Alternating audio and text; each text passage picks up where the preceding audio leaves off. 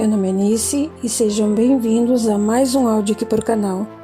E hoje nós teremos o capítulo 18 do livro Forças para Recomeçar. Mas como sempre, eu já peço o seu apoio ao canal, para você curtir, comentar, compartilhar e se caso ainda não é inscrito, eu te convido a se inscrever, certo? Se você quiser me apoiar de alguma outra forma, você pode se tornar um membro do canal, clicar no botãozinho Valeu ou dar uma olhadinha no QR Code da tela, certo? Então, dados os recados, vamos para o capítulo 18. Os olhos de Deus.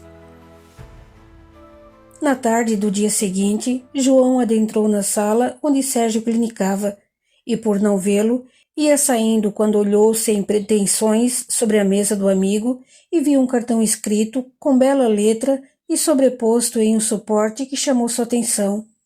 Nele lia-se: Anjos da guarda, não penseis em lhes ocultar nada, pois eles são os olhos de Deus, e não os podeis enganar. O Livro dos Espíritos, resposta da questão 495. João sorria admirado quando Sérgio entrou, surpreendendo-o. Olá, e aí, tudo bem? Oi, Sérgio. Desculpe minha invasão e por xeretar sua mesa. É que o suporte ostentando o cartão me chamou a atenção. A letra é bonita e a frase de profunda reflexão. Adorei e fiquei admirado. São as frases do dia. Tenho várias para meditação e a que casualmente peguei hoje é essa. Realmente é uma mensagem de considerável reflexão. Em momentos difíceis, lembramos que Deus vê tudo, mas é preciso aguardar, e isso é o mais doloroso. Conseguiu falar com a Débora? Perguntou o amigo. Não, respondeu Sérgio em tom triste, abaixando o olhar. Logo explicou. Acho que ao identificar o número que está ligando, ela não atende. Encarando João, novamente comentou. Ao pegar essa frase para a meditação hoje, eu não me contentei só com o trecho. Então busquei socorro na questão e na resposta completa de O Livro dos Espíritos.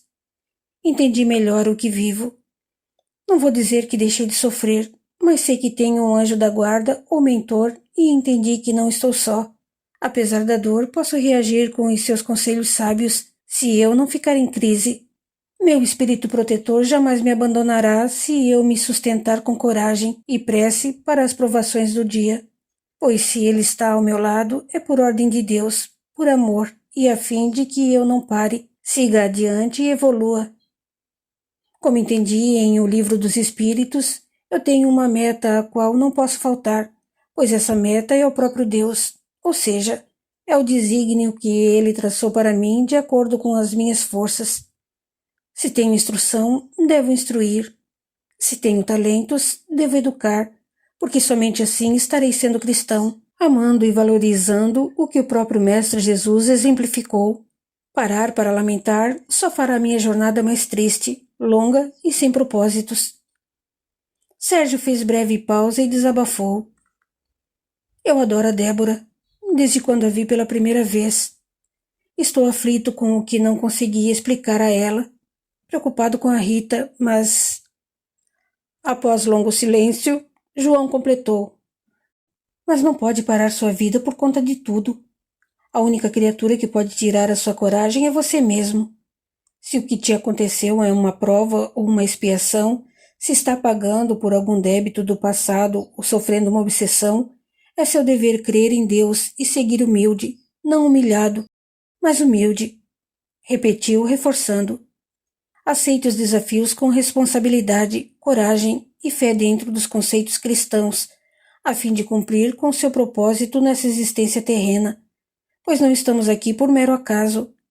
Siga os ensinamentos do Mestre Jesus. Um profundo silêncio reinou naquela sala com as palavras que ofereceram um gosto de coragem, pois apesar das circunstâncias, Sérgio saboreava uma conscientização espiritual e moral bem elevada no caminho a seguir. Mesmo com o sofrimento íntimo, ele parecia se despreender do que o segurava para a realização de seu propósito na atual encarnação, a obsessão. No plano espiritual, a união de bons espíritos, simpáticos aos encarnados e seus receptivos mentores, atuavam neutralizando a ação dos maus. Eles não podiam ver, mas ao mesmo tempo em que defendiam a resignação, o respeito às leis de harmonização e o amor aos propósitos abraçados com todo o coração, o espírito Sebastião protestava e enfrentava uma energia que o repelia dali. Seus gritos repetitivos, como os de um verdadeiro louco, estremeciam os que se uniam a ele. Berros em ondas vibratórias que causavam terror e gemidos de medo entre alguns de seus seguidores, verdadeiros escravos. O espírito Sebastião estava revoltado. Não podia ver a presença das entidades mais elevadas que estavam ali por ligarem seus encarnados pela postura mental e discernimento. Incapaz de reconhecer-se mal, o pobre e ignorante Sebastião agredia e golpeava os que permaneciam como que escravos de sua mente. Ele os afligia, torturava e culpava por não conseguir atormentar Sérgio, nem aproximar-se dele a fim de absorver-lhe as energias físicas e espirituais para enfraquecê-lo e atacá-lo mentalmente, fazendo-o sofrer e vampirizando suas forças. Por insistir nos objetivos de má influência nos pensamentos do encarnado e por consequência da sublime energia do ambiente, inesperadamente, Sebastião recuou sob o efeito de um choque que lhe penetrou nas fibras mais íntimas do ser.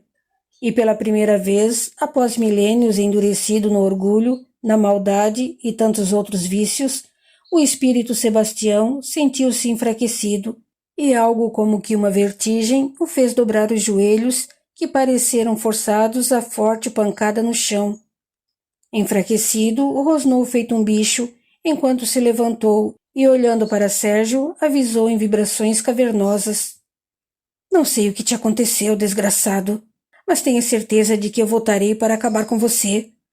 Se não consigo te abalar, sei que vou te enlouquecer. Após outro urro repleto de ódio, Sebastião desapareceu, seguido por seus acompanhantes, como um aglomerado das mais profundas trevas. A ausência de espíritos inferiores deixou o ambiente mais leve e sereno. João sorriu e perguntou: "O que aconteceu com você de ontem para hoje?" "Não dormi.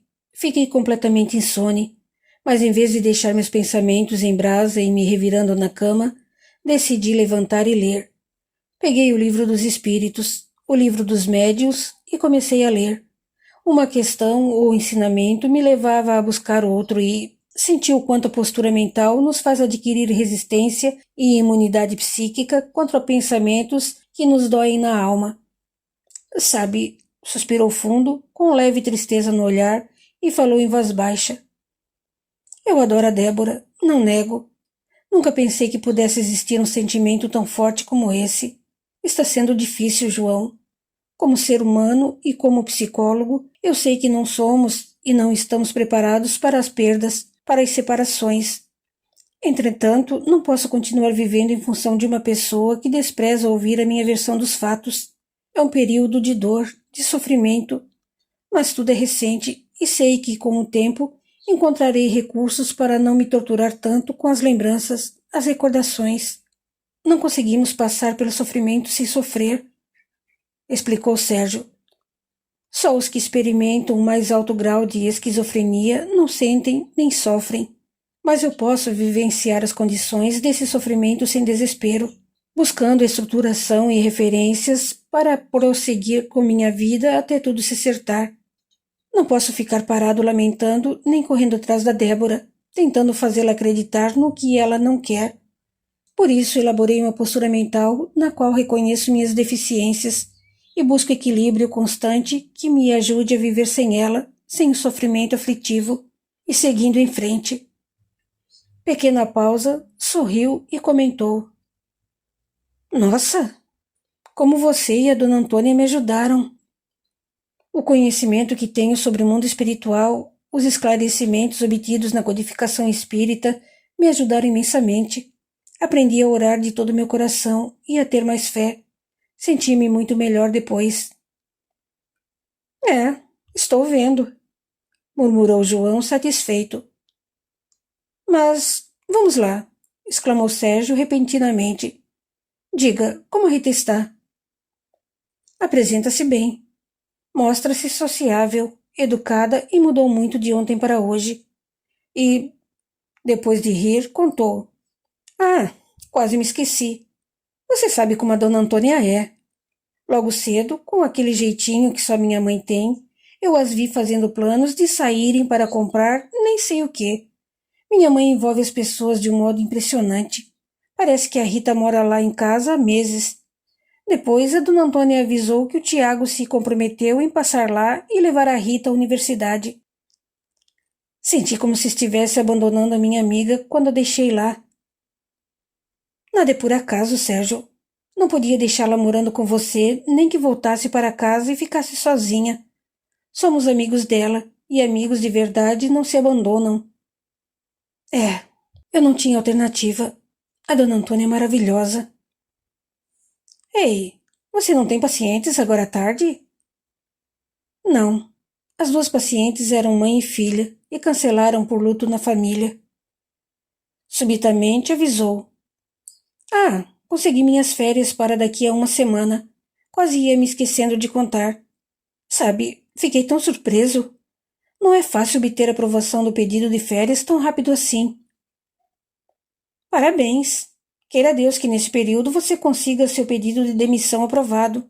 Já pensou? Quem sabe? Hoje entrei com nova solicitação. Agora vai. Sorriu. Levando a mão na cabeça e franzindo o rosto em sinal de lamentação, João avisou. Nossa, Sérgio, esqueci. O Dr. Edson pediu para falar com você, mas achei que estava com o paciente e... Sem problemas, disse rindo. Vou até lá dizendo que você propositadamente não me deu o recado e ficou me enrolando. Eles riram e saíram juntos da sala. Mais tarde, Sérgio decidiu ir até a casa de Dona Antônia para saber como Rita estava. Durante o trajeto, João comentou. O tempo passa tão rápido. Outro dia estávamos prestando vestibular. Quando piscamos, fazíamos os estágios e... Nossa, como me lembro de seu trabalho de conclusão de curso. Foi incrível. O melhor. Que exagero, João. O Nivaldo é testemunha. Defendeu-se rindo. E quando reclamamos de supervisão recomendada por 5 anos de fazer terapia? Riu. Não sabíamos que era e é a coisa mais importante em nosso trabalho e o que mais nos ajuda. E como ajuda? E de repente montamos a clínica. Admirou-se Sérgio. Quase não acreditei que conseguiria fazer aqueles estágios para a licenciatura docente. Quase desisti do curso universitário por causa do serviço na polícia. É fácil desistir, mas se insistimos, sempre damos um jeito, encontramos alternativas. A supervisão com o Dr. Edson é excelente, Sérgio elogiou. Muito me admira, para não dizer que me assusta, de ver alguns profissionais psicólogos clinicarem sem fazer a supervisão acompanhada por um doutor psicólogo ou psiquiatra mais experiente e que nos leva a outro mundo completamente fora. Faz teorias e suposições, coisas que se encontram somente na prática, na habilidade adquirida com exercício constante na profissão. Além de simples, a supervisão é importante e oferece segurança ao psicólogo e muito mais ao paciente. Isso é verdade, concordou João. Eles continuaram conversando até chegarem ao destino. Entrando na casa do amigo, esse foi atender ao telefone e Sérgio logo se deparou com Rita, que estava pronta para ir à universidade e Tiago a esperava. Oi, Rita, tudo bem? Perguntou Sérgio, beijando-a no rosto. Afastando-se, ele pôde ver seus olhos lacrimosos. Comovido, abraçou-a com generosidade, embalando-a com gesto afetuoso. Em seguida, tornou a perguntar. Você está bem? Estou, murmurou com voz fraca. Em seguida, chamou-o e olhou-o firme, com lágrimas correndo pela face, sentindo-se envergonhada. Sérgio, desculpe-me. Eu te prejudiquei muito com a Débora. Mas vou dar um jeito nisso, prometo. Hoje mesmo, na sala de aula, eu... Ei, ei, ei! Interrompeu-a, sussurrando. Depois falou sério. Você vai até lá para estudar e não conversar sobre o que não é conveniente num local como aquele, certo? Mas... Rita, não posso mentir. Você não é ingênua e sabe que estou sofrendo sim. Veja, minha amiga, eu tentei falar com a Débora, nem sei quantas vezes. Pedi, implorei. É ela quem não quer saber a verdade. Vamos deixar a situação esfriar. Depois chegará a hora certa. E se ela vir conversar sobre isso comigo? Eu duvido. Em todo caso, peça para que conversemos nós 4 juntos. Eu, ela, você e o Tiago. Explique que houve uma situação delicada e que na universidade não é o local adequado para ela saber de tudo. Se a Débora quiser, ligue para mim. Irei buscá-las e conversaremos na minha casa. Está bem assim? Rita pendeu com a cabeça, concordando. Tiago se aproximou e lembrou. Vai chegar atrasada se não formos agora. Ela forçou um sorriso e se despediu rapidamente. Tiago estapeou as costas do irmão e se foram. Olhando para Dona Antônia, que os observava, Sérgio se aproximou, abraçou-a, beijou-a no rosto e agradeceu. Obrigado por tudo. Obrigado por cuidar da nossa amiga. Sou eu que deve agradecer sua confiança. Ela é um amor de menina. Curvou e recostou o rosto carinhosamente no ombro da mulher e murmurou. Se não fosse a senhora... Vem aqui, vem. Chamou-o, levando o rapaz para o sofá, fazendo-o se sentar, acomodou-se e o puxou com generosidade materna ao falar. Já sei que você quer colo. Sérgio se deixou ficar no braço materno do qual tanto carecia. Fechou os olhos enquanto a bondosa senhora afagava-lhe o rosto de belo contorno e sussurrou. Tanta coisa aconteceu na minha vida em tão pouco tempo. Em alguns momentos, pensei que não fosse suportar. Sinto como se tivesse uma faca fincada em meu peito. É uma dor de verdade. Sabe, liguei para Débora várias vezes e ela não atendeu. Então desisti. Desistiu? Você gosta dessa moça e ela de você. Admirou-se Dona Antônia. Ou ela não gosta de mim o suficiente para ouvir minhas explicações e depois tirar suas conclusões, ou então está se deixando influenciar pela opinião da irmã, ou sei lá mais de quem. Mudando rapidamente de assunto, Sérgio sentou-se direito e falou de modo mais animado. Eu quero aprender mais sobre espiritismo. Li e reli os livros que a senhora me deu, mas quero ampliar meus conhecimentos. Bem, o melhor é você fazer os cursos. No início poderão parecer água com açúcar, mas são muito necessários. Tem gente que leu 1 ou 2 romances espíritas e acha que já sabe tudo. Ignoram os livros da codificação espírita e confundem tudo. Não admitem que o estudo da codificação feito em grupo e com um expositor, uma espécie de professor com bastante conhecimento e sendo uma pessoa bem flexível, nada radical, é muito importante. Devo voltar às carteiras primárias da escola, brincou sorrindo. Não, correspondeu ao sorriso. Em um centro espírita sério, com grupos de estudo respeitáveis que se dispõem ao conhecimento mais profundo da codificação espírita, isso é possível somente uma vez por semana, por 2 horas mais ou menos. Só uma vez por semana? Para o estudo, sim, mas deve ir assistir às palestras evangélicas que servirão de complemento aos conhecimentos adquiridos. Não queira correr e aprender tudo de uma vez. Uma vez por semana não é pouco para o estudo? O espiritismo é uma filosofia e uma ciência. O tempo entre uma aula e outra é bom e necessário para filosofar, que é pensar e repensar, chegando a novas conclusões que o elevarão como ser. Cientificamente, o tempo é importante para que se possa estudar a parte experimental das manifestações gerais, do efeito individual e social justificado pelo espiritismo. Somente assim será capaz de reconhecer uma mistificação, uma farsa, as manifestações fúteis, inúteis de espíritos baderneiros e médiuns mentirosos ou orgulhosos. Assim como as pessoas, os espíritos se atraem por simpatizarem com a natureza moral do ambiente ou da criatura humana que tem os mesmos gostos, intuitos, prazeres. Por exemplo, os espíritos superiores gostam de reuniões, de estudos e comunicações sérias, sempre com o desejo de instruir e elevar a moral dos encarnados, ao contrário dos espíritos inferiores que se atraem em torno de encarnados que fazem reuniões e evocações por curiosidade e sem responsabilidade para terem conselhos e informações que os agradem ou lhes prometam ajuda.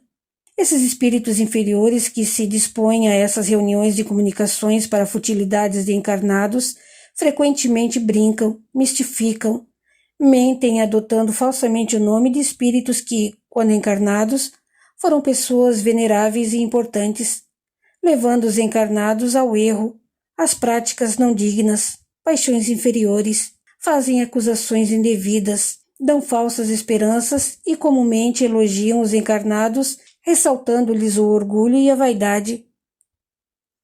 Distúrbio de personalidade, murmurou ele. O que, Sérgio? Nada. Eu estava associando certos problemas de personalidade com o que a senhora me falou. É um dos tipos de distúrbio no qual a pessoa se acha grandiosa, extremamente importante, mas explora os que a rodeiam. Tendem a ser arrogantes, mascaram a inveja e não dão importância verdadeira às necessidades dos outros. Essas são as características de espíritos inferiores, brincalhões. Eu não sabia que era uma doença. Não, dona Antônia, não é uma doença. É um distúrbio de personalidade que necessita de tratamento terapêutico. Eu assisti a 2 congressos realizados pela Associação dos Psicólogos Espíritas e falaram sobre esse distúrbio do encarnado que atrai espíritos com os mesmos comportamentos. Sérgio teve uma avalanche de pensamentos incrivelmente ligeiros. Puxa, isso abre um grande leque de ligações entre encarnados e desencarnados. O assunto requer estudo, observação e pesquisa para... Comecei a entender que muitos estados de consciência, dependência de diversos tipos, transtornos, estresse, conflitos íntimos, fobias, depressão e muitos outros distúrbios apresentados pelos pacientes têm uma incrível relação com ele mesmo como espírito, com sua evolução na escala espírita. O registro de suas experiências em outras encarnações, sua vontade de libertar-se do distúrbio ou problema que o afeta e, principalmente, sua ligação mental com desencarnados que possuem as mesmas necessidades. Nossa, tem tanta coisa! É, meu filho, eu sempre senti que você tem um dom especial. Sua tarefa nessa encarnação não é correr atrás de bandido, é ouvir problemas dos outros. Entro de férias na próxima semana e espero que minha saída da polícia aconteça durante esse tempo. Quanto a ouvir os problemas das pessoas, bem, sinto que esse é o caminho para seguir a fim de alcançar uma finalidade útil em um trabalho que eu adoro. A elevação moral é força viva. Vejo pessoas inseguras, aparentemente frágeis, porque a mente está encarcerada na falta de convicção, presa a fantasias inúteis que a arrastaram a conflitos íntimos. Eu sabia, Sérgio, você é uma luz. Fará alerta aos profissionais que cuidam da saúde mental, pois precisam entender e tratar a saúde espiritual para conseguir que o paciente tenha progresso. Sérgio a encarou, trazendo um brilho especial nos belos olhos verdes e leve sorriso, como se inúmeras ideias reluzissem em sua mente. Suspirou fundo, mas teve a atenção roubada pelo amigo João, que chegou à sala. — Vai sair, filho? Perguntou a mãe, vendo-o arrumado. — Vou até a casa da Nilza, respondeu, referindo-se à noiva. Virando-se para o amigo, João comentou: — Sérgio, Eu e minha mãe conversamos com a Rita ontem à noite e, de uma forma geral, ela parece bem, como te falei hoje. Mas, no fundo, não posso dizer que estou tranquilo com seu estado emocional. Qualquer pessoa psicologicamente saudável, ocasionalmente, tem ou passa por momentos de tristeza. Mas esse não é o caso dela. A Rita pode entrar num quadro de depressão mais extremo e que está procurando disfarçar. Percebi isso. Há de se levar em consideração a dupla perda dos entes queridos, a solidão, o luto e o acontecimento mais humilhante, desesperador durante essa fase. Esse foi o maior impacto. Nossa amizade dificulta minha atuação. Fiquei admirado quando soube que ela decidiu retornar à faculdade. Agradeça a Dona Antônia e ao Tiago, disse João sorrindo. Acho que os dois são melhores do que nós, brincou Sérgio. Ela é uma boa menina.